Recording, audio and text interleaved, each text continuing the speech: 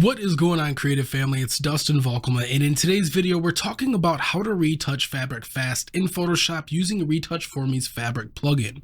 Now, generally speaking, this process can be quite tedious, and this plugin makes it a breeze. Let's go ahead and check it out. I'll see you in Photoshop.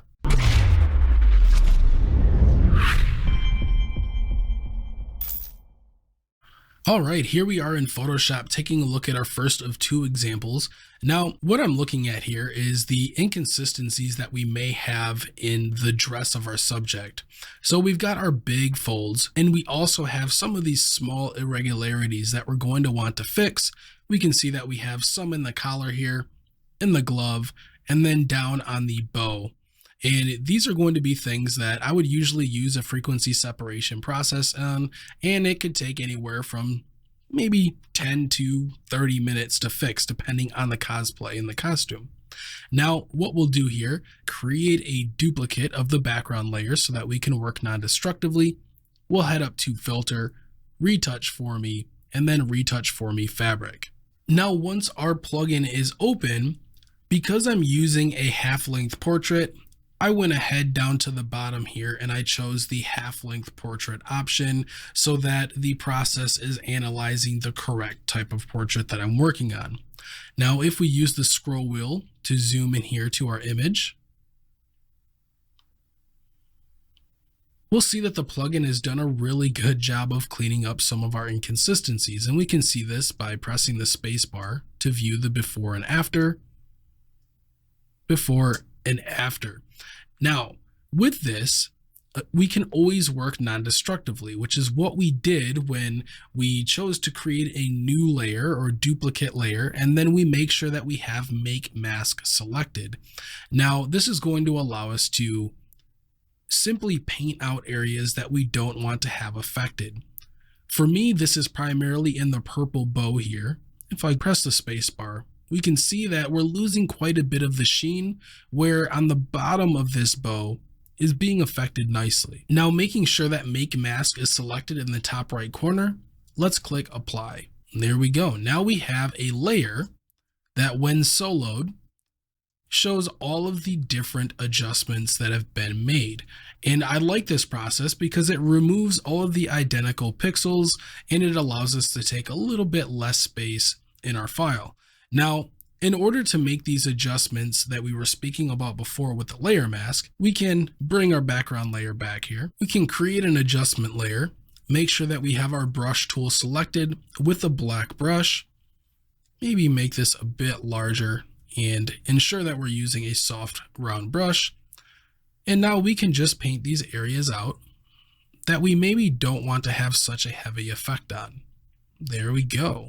We'll maybe remove some of this from the face, as I did see that it adjusted there. And now zooming back in, we can toggle between the layers affected and the layer not. Okay. Now at this point, I'm going to zoom in a little bit here, just on the sleeve of the dress, switch into a white brush so I can bring some of the effects back here. There we go. Now we'll toggle before and after, and we can see that it's done a nice job of cleaning up and evening out a lot of the folds and wrinkles that we have in the fabric.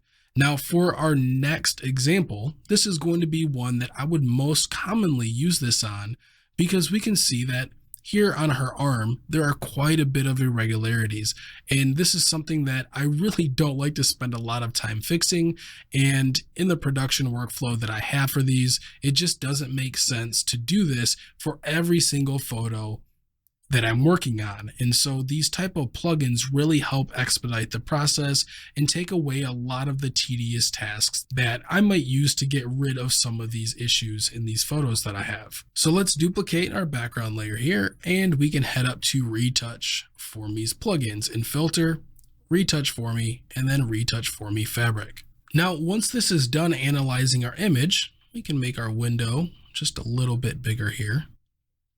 Let's go ahead and zoom in and take a look. It looks like it's done a really good job. We can still see some remnants of the wrinkles, but if we look before and after, this has done an amazing job of cleaning this up.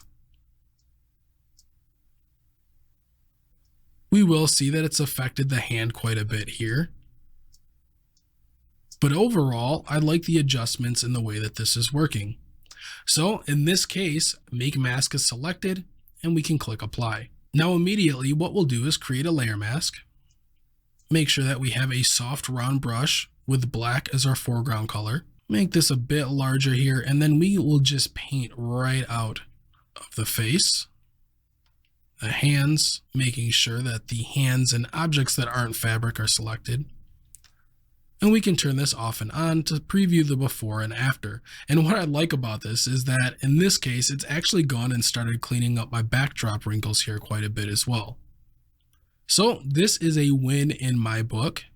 Helps me out along the process in a non-destructive way, and it cleans up a lot of the issues that I would have with fabrics. Now that concludes the demonstration of the plugin here, and we do see that it's not quite perfect, but it finishes the job. And in my case, when I'm doing cosplay photography and I really want to provide my clients and customers with nice cleaned up results, they don't always have to be perfect.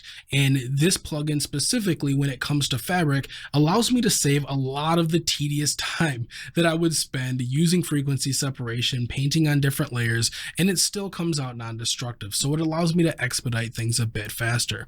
Now, that's going to conclude this video. Make sure to like, comment, and subscribe. Create more, say less, and stay creative. I'll see you in the next video.